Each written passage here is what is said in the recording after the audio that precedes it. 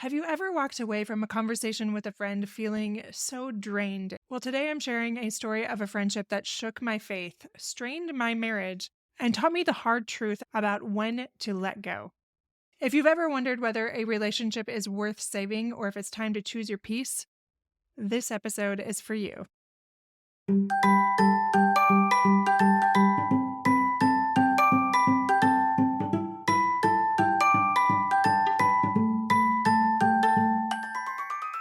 Hey parents, welcome to Fulfillment Therapy. Do you want to raise your kids better and have a stronger marriage?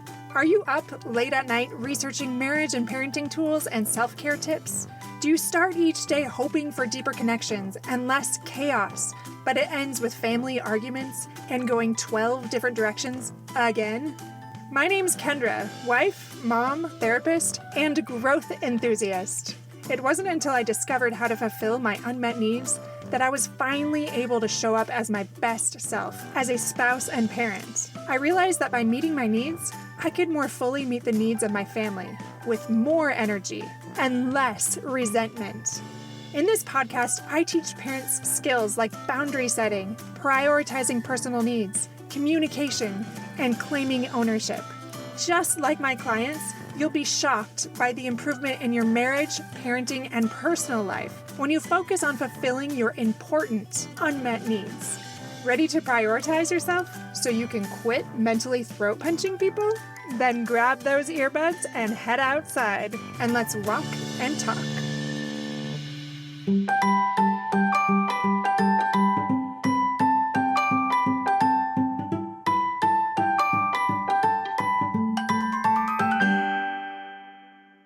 Welcome back to Fulfillment Therapy. I'm your host, Kendra Nielsen, and today we're talking about a challenging topic that many of us face, and that's recognizing when it's time to let go of toxic friendships or relationships. This episode is for anyone who's ever felt stuck in a relationship that no longer serves them, or those of you that are unsure of how to move forward. I've talked about this a little bit in the past before, but I've had several more clients come to me sharing similar stories and feeling really lost about what to do. And I woke up at 3 a.m. this morning with this distinct feeling or impression that this is something I should speak to again. And sometimes I think, well, I've shared that enough. But I think there's different ways to approach it or different things to say that could still continue to help people. And it is always my hope and my prayer that I can help you improve your life and flourish and thrive more than ever before. And sometimes that means letting go. Let me start here with my own story. Some of you might recognize elements of this that I've told before. I am going to try to be respectful of other people that might be listening that might know some of this, but I'll share what I can here. So I had a best friend for years, and I thought that we'd always be close. Like I saw her multiple times a day often. We'd work out together early in the morning and we'd go back and forth to each other's houses. We'd be texting throughout the day. It was just that beautiful relationship where you had so much fun. You felt so connected. It was just easy. It was simple. You got along so well. I didn't think anything could go amiss because we didn't have any problems. We just had fun. We smiled, we laughed, we played. We did everything. We did chores and big projects together. We did errands together, all of the things, girls' trips, whatever it might be. We had so many good memories. And yet, as time passed, we each started to change a little bit. And I noticed some shifts in our dynamic. It started with her changing her values and being on a different page with things like faith or what the family dynamic looked like or different things like that. And I was open to talking about those things, and we did talk about them to some degree. But more and more, I felt misunderstood, criticized, or dismissed. And I left those conversations feeling confused or drained or even a little bit hurt. Like maybe we weren't going the same direction anymore. And this turning point came, and I was really resistant to doing anything about it because I remembered that huge tank of all those good memories, all those beautiful things in our relationship. So I let it go on for a long time until she somewhat made that choice for me. She started to pull away a lot, and that was very hurtful. I tried to communicate with her. I tried to understand. She just said nothing was wrong. And it was very confusing, incredibly hurtful. And I kept trying to give her the benefit of the doubt over and over again. But ultimately, as she pulled away and there was more space, I started to realize how much she had been affecting my life. Not like she was trying to harm me or anything like that, but I noticed that my relationship with my husband wasn't as strong. As I went to her to talk through things, my husband became less of my person in many ways. And I noticed that as she was going through a faith crisis, it was affecting my own in ways I didn't even recognize. And those are just a couple of the ways that it was affecting it. I was also feeling very sad and lonely and disconnected, and that was affecting my family life as well. I found myself often second guessing my decisions and a little bit more stressed and overwhelmed. And there was this negativity in the home that wasn't there as much before. Now, I'm not laying all of this at her feet, but I was seeing the ripples of this increasingly unhealthy friendship dynamic. And I didn't want to abandon that. I wanted to keep giving it a chance despite me not being treated very well, or despite her starting to create connections with other people that were more willing to switch their values or had lifestyles like she wanted to adopt. And the hardest part was watching that happen, to be left behind and knowing that I could join in that. I could jump back in and keep my place as her best friend if I was willing to abandon my values. Now, she wasn't necessarily asking me to do that, but it was somewhat between the lines. Like the people that she connected with more and more moving forward had a very different lifestyle than I did. And I had to do some serious introspection on if I wanted to stay with her along that ride, as fun and bright and vibrant as it looked, or if I was going to stay true to my own values that I still very much believed in and reverenced, especially when it came to faith. Recently, I've been thinking a lot about that journey as other clients have shared very similar things.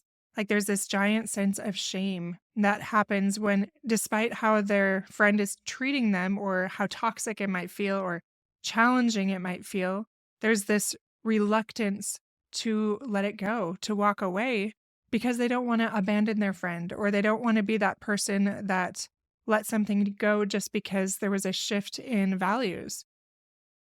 It can be very complicated, very difficult to navigate and know when to let go. I'm going to give you a few tips on ways you can identify if this friendship or even relationship is toxic and if maybe it's a good time to let it go. It's almost like a movie. Like you might be thinking, well, of course you would just let that friendship go. Like that doesn't make sense to hold on to it.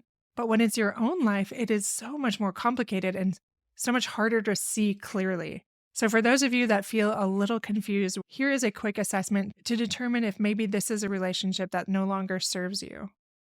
Ask yourself these 5 questions. Number 1, after spending time with this friend, do you feel energized or exhausted? Number 2, does your friend celebrate your successes or do they seem to downplay or ignore them? Number 3, is there a balance in how much you give and receive in the friendship? Number 4, does your friend respect your boundaries and your values? Number 5, do you feel safe sharing your thoughts and feelings with this person? Now, if you answered negatively to most of those questions, it might be time to reevaluate this friendship, as hard as that is. But before you make any big decisions, let's explore what toxic relationships are. I know toxic is kind of a buzzword, and I don't overly like it because it is a massive judgment, and we all have different definitions of what toxic can look like. But I want to explain it a little deeper, and you can better understand if this really is toxic.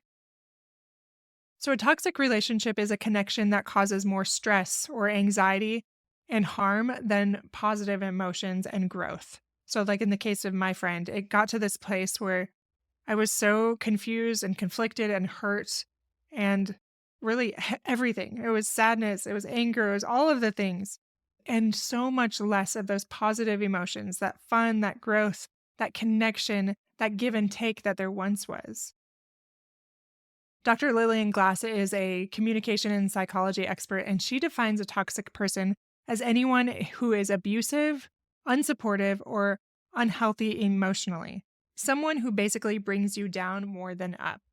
Now, in the case of my friends, and I think a lot of people out there, it's almost like a spectrum, like maybe very toxic versus a little bit toxic. In the case with my friend, I don't think she was very toxic, but I do think the whole experience was very negative and unhealthy for me. And I don't think either of us were able to be our best selves in that friendship anymore. But for some of you, maybe these relationships really are further along and more toxic. Here's another thing that Dr. Lillian Glass said. Toxic people are manipulative. They want to get people to do what they want them to do. It's all about them. They use other people to accomplish whatever their goal happens to be. Forget what you want. This is not about equality in a relationship. Far from it. And that is from a psychologist, Abigail Brené. So many of us out there struggle to leave those toxic friendships due to that complicated grief, that shame, that misplaced loyalty. And that complicated grief happens when the normal grieving process is interrupted. And that's often due to that complex nature of the relationship we're grieving. I talked about shame being an aspect of it, especially when there's a change in personality or a change in values. And Dr. Brené Brown said this about shame. Shame is the intensely painful feeling or experience of believing that we are flawed and therefore unworthy of love and belonging. Does part of you feel that you are unworthy of love and belonging when you feel rejected by your friend? You feel that they are not as loyal as they once were, or if you feel that they don't care about you as much, or maybe even there's not that give and take. Maybe you feel like you're being manipulated or used, or that you are not valued for who you are and you need to change. Any of these things can make us feel like we deserve that poor treatment we're receiving. And maybe that we are the failures for not making that friendship work. We also might feel guilty for considering ending that friendship, especially if it's a long-standing one. Like I definitely did, even though she was the one pulling away and she was the one changing that dynamic so intensely with her shift in her life and her beliefs and all of those things that were happening. And I wanted to be there to support her and love her no matter how she was changing because I had that long-standing loyalty with her and that love for her. And yet ultimately it was hurting me so much and my family and my marriage and my faith that to move forward would have been self-sacrificing in a way that would have been hard to come back from. I was not my best self for a long time, and it still hurts when I think back on it. That whole experience of rejection and minimizing and not validating my experience and change and loss for something that was so strong and beautiful and close for so long. So, how do you heal? How do you let go? This is a long process that I am still going through. But here are some small, simple things that you can do. Acknowledge your feelings. Talk to somebody. It's okay to feel that grief, that anger, that confusion, that betrayal, that sadness and loss.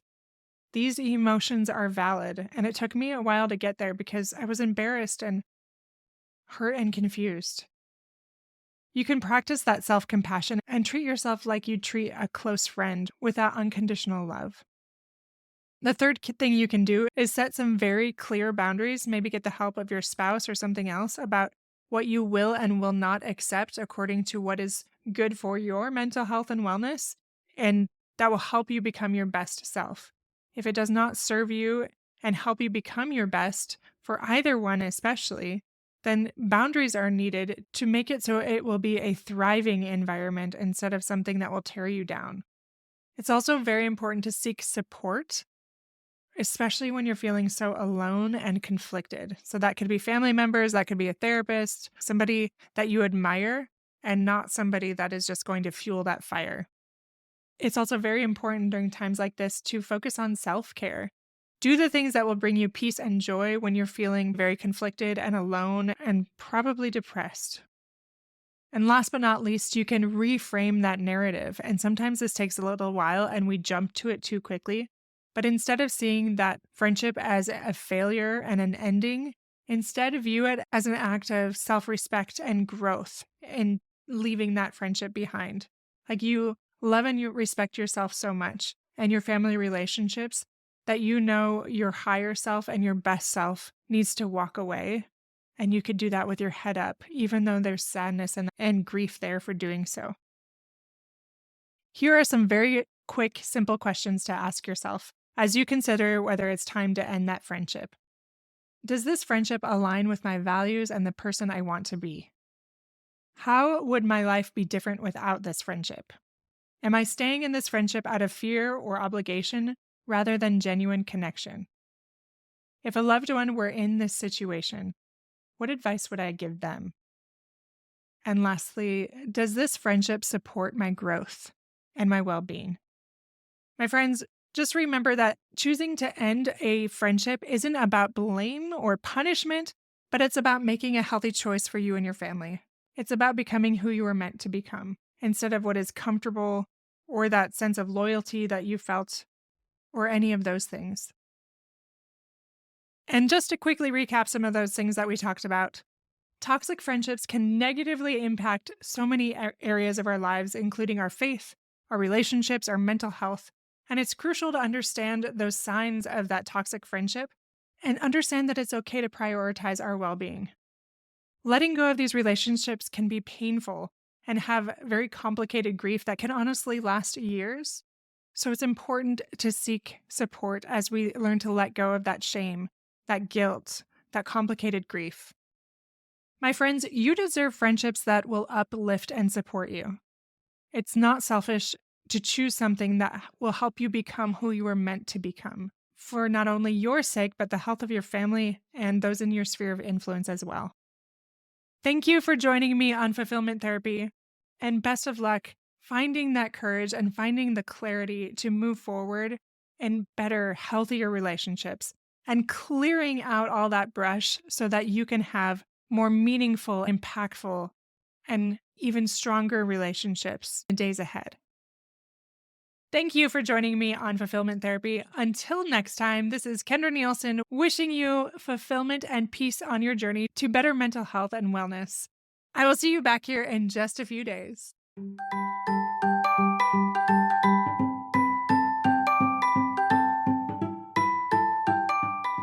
Hey friends, I hope you enjoyed today's episode. If you did, chances are someone else would too. Would you take 30 seconds to share this with a friend who's looking for greater family fulfillment? And while you're sharing, tell me what you think about the show by leaving a review on Apple Podcasts. It refuels me when I hear this podcast is helping you. No matter what your house or your hair looks like, I'll meet you back here every Monday and Thursday morning for more episodes. Until then.